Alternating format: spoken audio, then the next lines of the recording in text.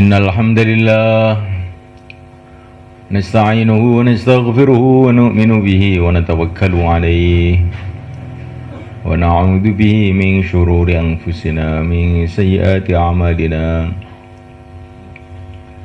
من يهده الله فلا مضل له ومن يضلل فلا هادي له أشهد أن لا إله إلا الله وحده لا شريك له وأشهد أن سيدنا ومولانا محمدا عبده ورسوله اللهم صل وسلم وبارك عليه وعلى آله وأصحابه والتابعين لهم إلى يوم القيامة أما بعد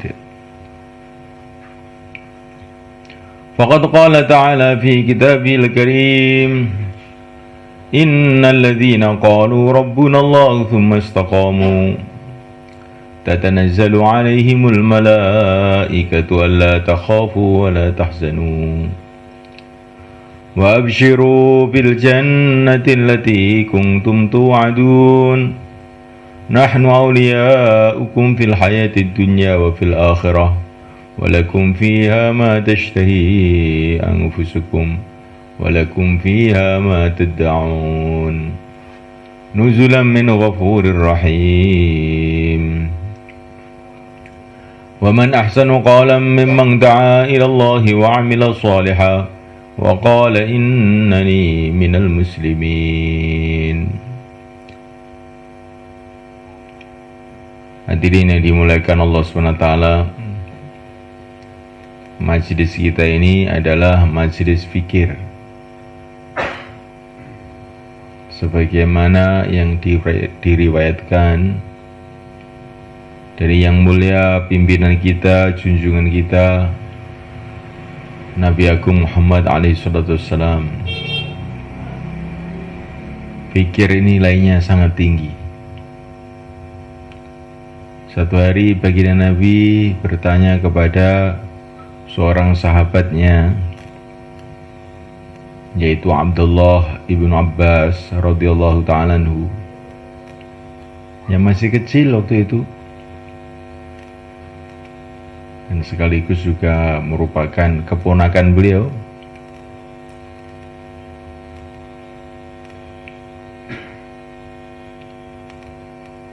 Sepupu beliau, anaknya Abbas. Abbas ini paman baginda Nabi.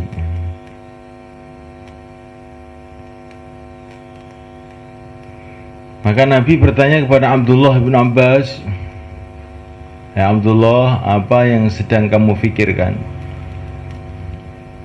Maka Abdullah mengatakan, "Yang sedang saya fikirkan ya Rasulullah adalah tanda-tanda keagungan Allah yang telah menciptakan alam semesta ini." Jadi Abdullah bin Abbas pada waktu itu memikirkan tanda-tanda keagungan Allah yang telah menciptakan alam semesta ini. Semua yang ada di alam semesta ini adalah tanda-tanda keagungan Allah, kehebatan Allah. Adanya matahari terbit dari timur, tenggelam di barat, membawa cahaya ke bumi ini yang sudah beribu-ribu tahun, berjuta-juta tahun tanpa henti-henti, merupakan tanda keagungan Allah SWT. Wujudnya langit yang begitu luas dengan bintang-bintang yang bertebaran, yang jumlahnya miliun-miliun, triliun-triliun, gak ada yang tahu jumlahnya.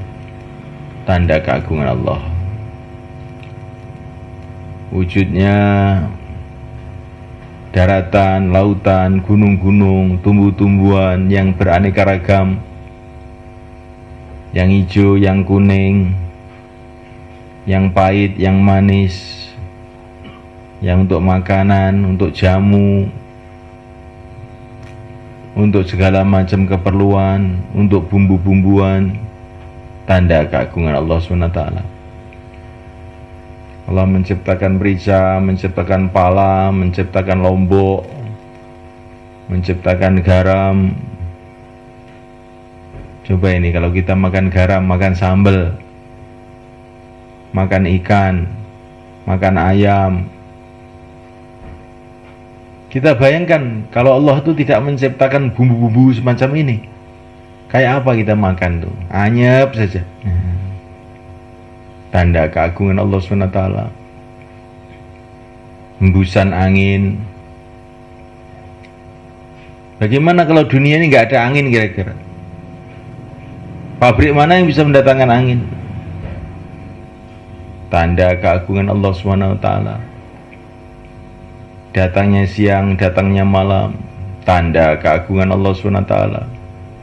Bagaimana dunia ini kalau siang saja atau malam saja? Kayak apa hidup kita ini jadinya?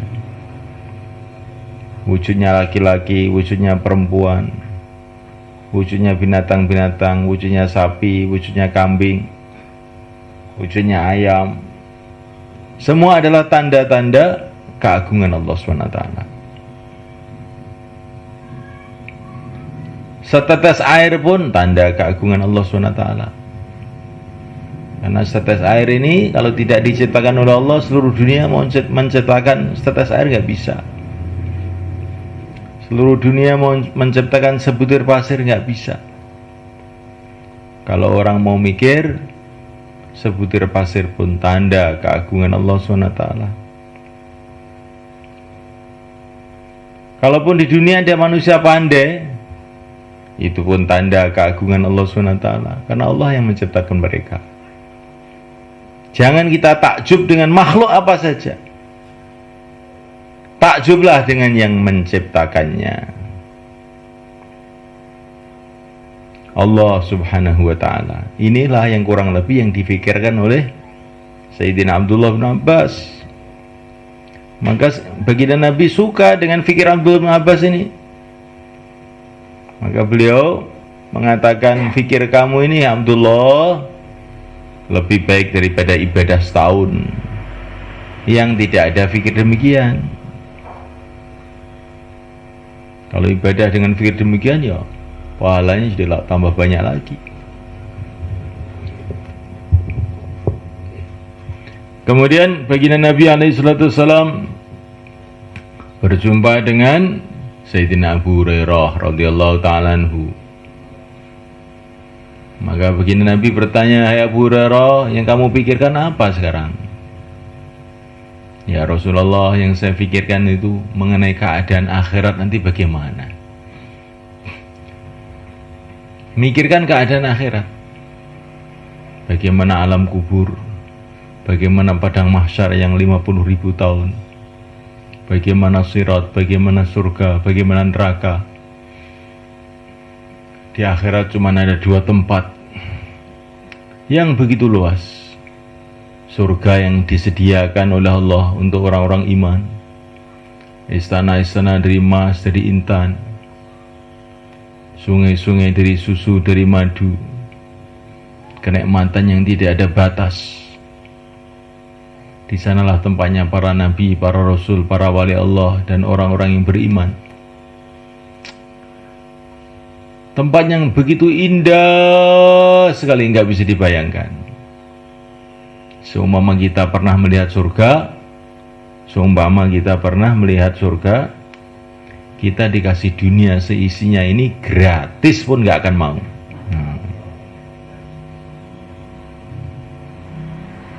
Gratis. Ini dunia seisinya ini kamu ambil gratis, halal 100%. Kamu nggak mau. Untuk apa sih? Saya dunia ini dikit aja cukup, aja mau ke surga. Seumpama kita tahu surga, tapi karena kita tidak tahu surga, maka dunia ini kelihatannya itu hebatnya.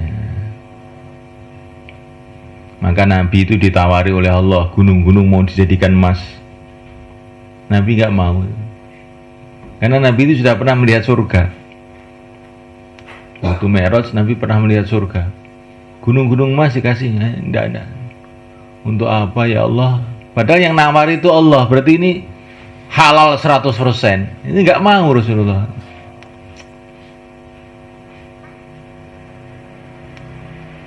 Kita bayangkan kalau kita ini sudah punya rumah dari emas, rumah dari intan, Terus ada orang nawari rumah dari bambu, kira-kira mau nggak? Loh ini gratis loh Pak. Alah ngreget-ngregeti nggon ae. Wis pek dhewe ngono. Nah. Enggak mau kita. Namulakan Allah SWT. Maka Sayyidina Abu Hurairah yang dipikirkan keadaan akhiratnya. Maka Nabi suka dengan fikir Abu Hurairah ini. Maka beliau mengatakan, Abu Hurairah kamu mikir demikian ini lebih baik dari ibadah 7 tahun yang tidak mikir. Ibadah 7 tahun nggak mikir akhirat, akhirnya ibadah itu mikir duit aja ibadahnya itu. Akhirnya bukan jadi ibadah. Kemudian baginda Nabi berjumpa dengan sahabatnya yang paling mulia, Sayyidina Abu Bakar As-Siddiq radhiyallahu ta'ala anhu. Nabi bertanya, kalau kamu apa yang kamu pikirkan Abu Bakar? Maka Abu Bakar mengatakan, yang saya pikirkan ya Rasulullah, bagaimana seluruh umatmu ini masuk surga semua. Saya ingin semua umatmu ini dapat hidayah masuk surga semua. Ini kalau orang itu mikir umat, ini berarti sudah semua kepikir ini. Karena mikir umat itu maknanya bagaimana umat ini dapat ridho Allah, akhirnya mesti mikir keagungan Allah juga, mesti mikir akhirat juga, masih ditambah lagi mikir orang lain. Jadi mikir umat ini komplit, 3 itu ada semua. Jadi ya, orang itu kalau mikir umat, lah umat ini tidak akan bisa baik kecuali dengan hidayah Allah, akhirnya mikir keagungan Allah. Orang itu kalau mikir umat, lah semua umatnya akan ke akhirat, akhirnya mikir ke akhirat. Saya itu mikir ya Rasulullah, bagaimana umatmu semua masuk surga. Maka Nabi mengatakan, pikir kamu ini Abu Bakar seperti ibadah 70 tahun. Nah, kita ingin biasa itu, otak kita ini kita gunakan untuk 3 ini. Mikir tanda-tanda keagungan Allah, mikir akhirat, mikir umat. Bagaimana umat itu amal agama semua? Kenapa kita kok mikir begitu? Biar kita dapat pahala 70 tahun. Walaupun kita ini masih lemah, tolah-tolah, tapi kita mikir umat. Supaya kita dapat pahala 70 tahun ibadah. Ibadah itu 1 menit aja sudah nilainya tinggi sekali. Bagaimana 70 tahun ibadah? Maka mikir umat. Bagaimana umat dapat hidayah semua? Dan umat ini ceritanya mulai zaman Nabi Adam sampai sekarang akan mendapatkan hidayah kalau ada suasana dakwah. Ini ceritanya begitu.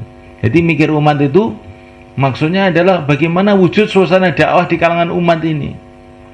Di rumah-rumah ada dakwah, di masjid-masjid ada dakwah, di mobil-mobil ada dakwah, di pasar-pasar ada dakwah. Dakwah itu apa tuh? Mengingatkan orang kepada Allah itu loh. Mengingatkan orang pada akhirat itu namanya dakwah. Di dakwah itu bukan harus ceramah di podium, terus pakai protokol acara pertama. Itu bukan begitu itu. Dakwah itu mudah. Kalau kamu ketemu anaknya, nak, kamu ini hamba Allah, tinggal di bumi Allah, taatlah kamu kepada Allah. Ini sudah dakwah. Kalau ada hujan, kita bilang sama teman kita, ini Allah yang mendatangkan hujan ini. Kalau Allah nggak mendatangkan hujan, siapa yang bisa mendatangkan? Ini sudah dakwah. Dakwah itu mudah. Setelah dunia ini, akhirat, kita jangan terlalu terpesona, terlalu sedih dengan dunia ini. Ini sudah dakwah. Dakwah itu gampang bertenangil.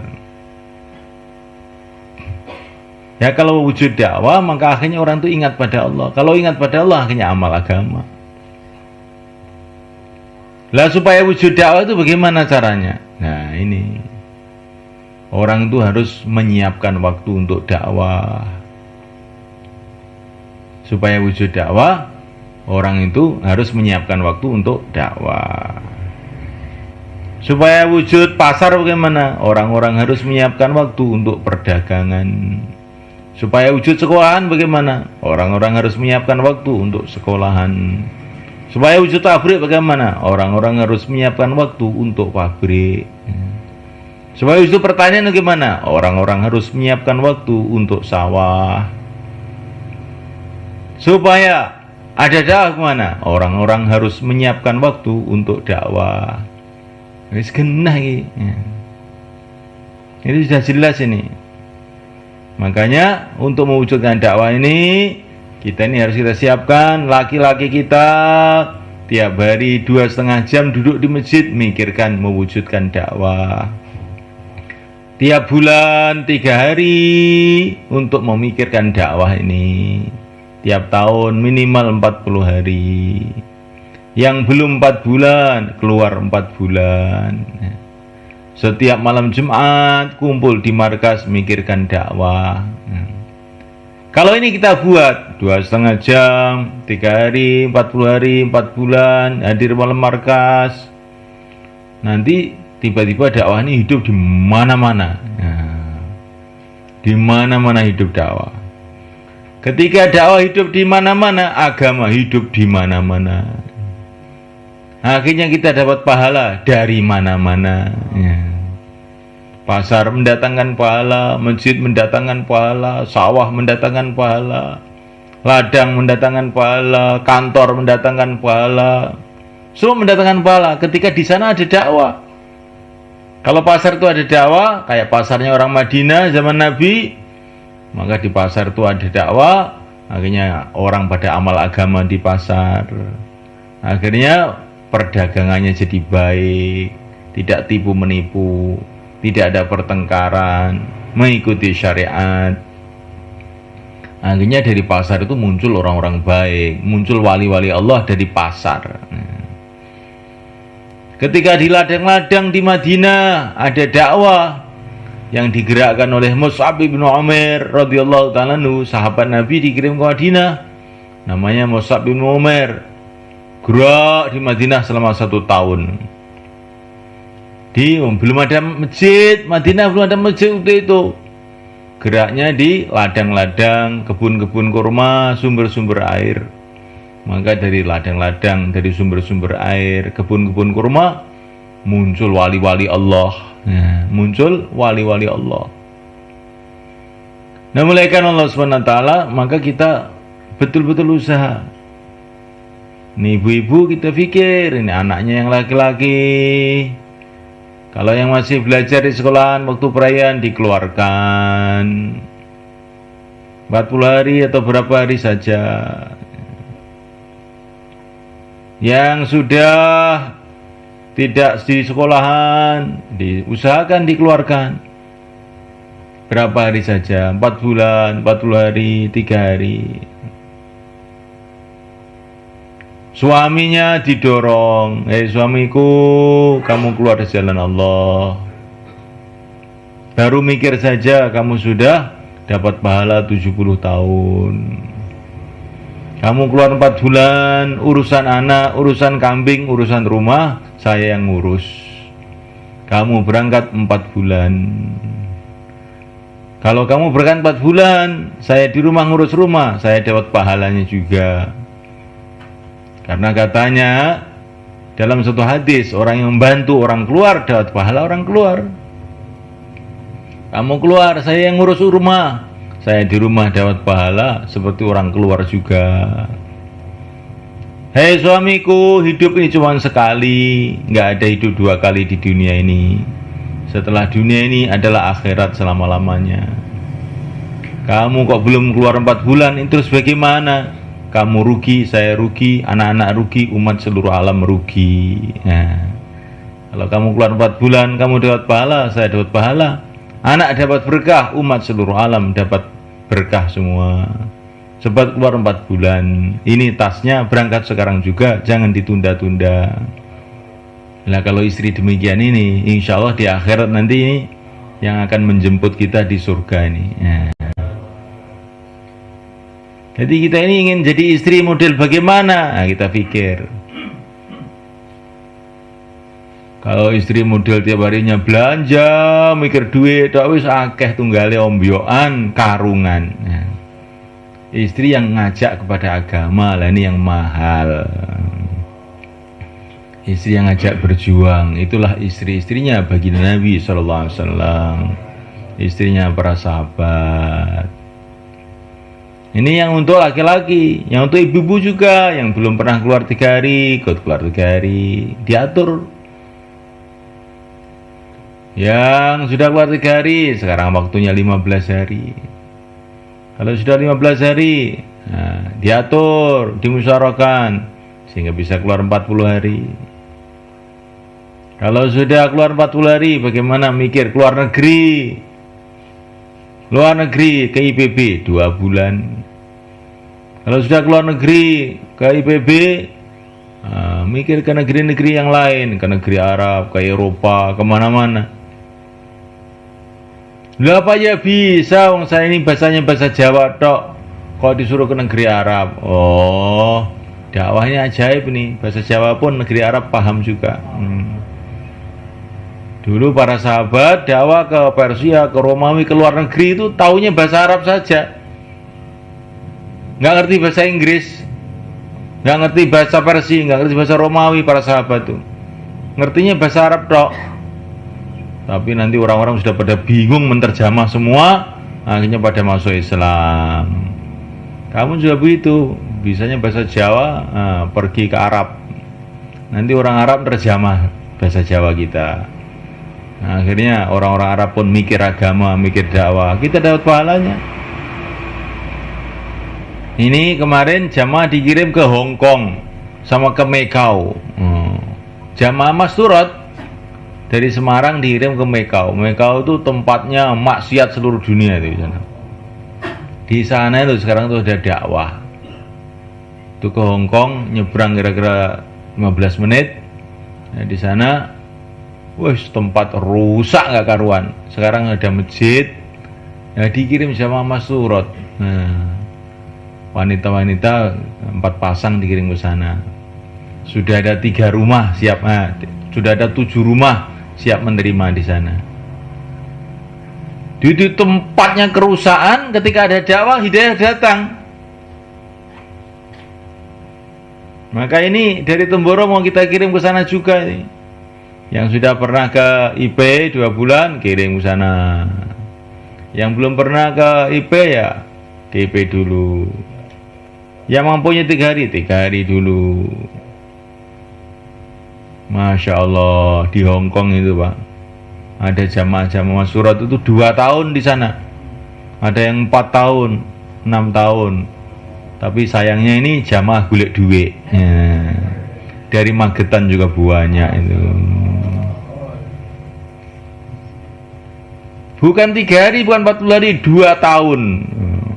Anaknya yang masih netek, masih nyusu ditinggalkan, suaminya ditinggalkan, rumahnya ditinggalkan untuk golek duit. Nah, kita ke sana bukan mau cari duit. Duit itu Masya Allah, untuk apa duit itu? Kita mau cari akhirat. Cari doanya Nabi. Orang yang mikir umat didoakan Nabi. Rahimallahu khulafai alladzina yuballighuna anni. Semoga Allah merahmati penerus-penerusku yang menyampaikan agama dari aku. Kalau kita mikir umat, dapat doanya Nabi. Orang dapat doanya Nabi, Masya Allah, nggak akan rugi dia. Jadi kita ini mikir dakwah ini untuk supaya dapat doanya Nabi. Kita sudah berpisah dengan Nabi kita ribuan tahun yang lalu. Tapi kalau kita mikir dakwah dapat doanya Nabi, maka semulaikan Allah Ta'ala setelah doa nanti ibu-ibu mendaftarkan suaminya, mertuanya, anak laki-lakinya, didaftar nih. Niki keng terangkil niku Pak, keng markas. Saben dinten ditalni jamaah. Aja sampai anak kita mboten tumut. Aja sampai kakung kita mboten tumut. Nah. Didaftare kakunge. Kula ridho ikhlas karena Allah, kakung kula medal sekanulan. Seulan ngajeng kula ridho ikhlas. Anak kula medal 30 dina. Ditulis jenenge, alamate. Nggih dimusyawarahne kadang masjid. Nah, niku namine gotong royong mikirne agama. Nek urusan dunia wong bodho gotong royong gawe omah, gotong royong gawe dalan, gitu. Gotong royong napa-napa. Engko nek mboten gotong royong mboten jalan. Sampeyan ndamel griya nek mboten gotong royong mboten dalan. Sampeyan aja ndamel griya. Kayune nandur dhewe dhisik, nggih. Kocone gawe pabrik kaca dhisik, gendenge gawe dhisik. Nah, sampeyan sampe kok mati gak dadi omahe. Tapi kerjasama, nggih. Kocone tuku Komediun, kayune tuku saka perhutani, gendenge saka Winong. Tukange wong-wong sing wis nukang niku dipikir bareng-bareng akhir dadi omah. Semanten iki agama yang ngoten niku kudu gotong royong. Aja wae urusane dhewe-dhewe iki, aja ngono, gotong royong. Tiang istri bantu tiang jaler bantu tiang istri, akhirnya urip agama iso metu tangulan, iso metu 30 dina, oleh ganjaran kabeh, oleh ridane Allah kabeh, ning swarga kabeh akhirnya. Gotong royong, nek mboten purun gotong royong, nah niki akhirnya cilaka kabeh akhirnya. Al-Fatihah. A'udzubillahi minasyaitonir rajim.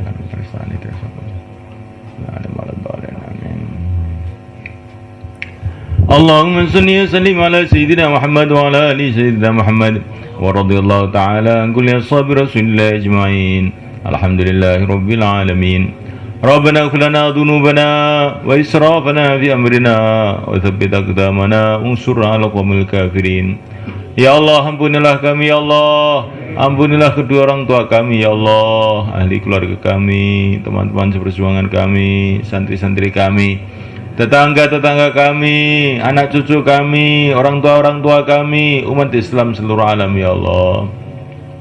Ya Allah, satukan hati kita, pikir mereka kita, langkah-langkah kita ya Allah, untuk kerjasama mengamalkan agamamu, menyebarkan agamamu di seluruh alam. Ya Allah, turunkan hidayah dalam hati kami. Ya Allah, turunkanlah hidayah ya Allah dalam hati ahli keluarga kami, anak cucu kami. Ya Allah, turunkan hidayah ya Allah untuk santri-santri kami, murid-murid kami. Ya Allah, turunkan hidayah untuk tetangga-tetangga kami, ahli kampung kami. Ya Allah, turunkan hidayah untuk para ulama, para umara, para santri-santri. Ya Allah, turunkan hidayah di seluruh alam. Turunkan hidayah di seluruh alam ya Allah. Turunkan hidayah di seluruh alam. Mudahkanlah hidayah di seluruh alam. Jadikanlah kami semua sebab hidayah seluruh alam. Ya Allah, terimalah kami ya Allah. Terimalah kami ya Allah untuk berkhidmat pada agamamu ya Allah. Terimalah keluarga kami ya Allah untuk berkhidmat pada agamamu ya Allah. Terimalah pesantren kami untuk berkhidmat pada agamamu ya Allah. Terimalah kampung kami untuk berkhidmat pada agamamu ya Allah. Terimalah masjid kami untuk berkhidmat pada agamamu ya Allah. Terimalah anak cucu kami ya Allah untuk berkhidmat pada agamamu ya Allah. Terimalah umat Islam ya Allah untuk berkhidmat kembali kepada agamamu ya Allah, sebagaimana para sahabat radhiyallahu ta'ala ajmain. Ya Allah, jadikanlah semua asbab hidayah seluruh alam. Ya Allah, jadikanlah semuanya asbab hidayah seluruh alam. Ya Allah, hidupkanlah kami dalam iman, matikanlah kami dalam iman. Hidupkanlah kami dalam Islam, matikanlah kami dalam Islam. Hidupkanlah kami dalam dakwah, matikanlah kami dalam dakwah. Hidupkan kami dalam zikrullah, matikanlah kami dalam zikrullah. Hidupkanlah kami dalam ridhamu, matikanlah kami dalam ridhamu ya Allah.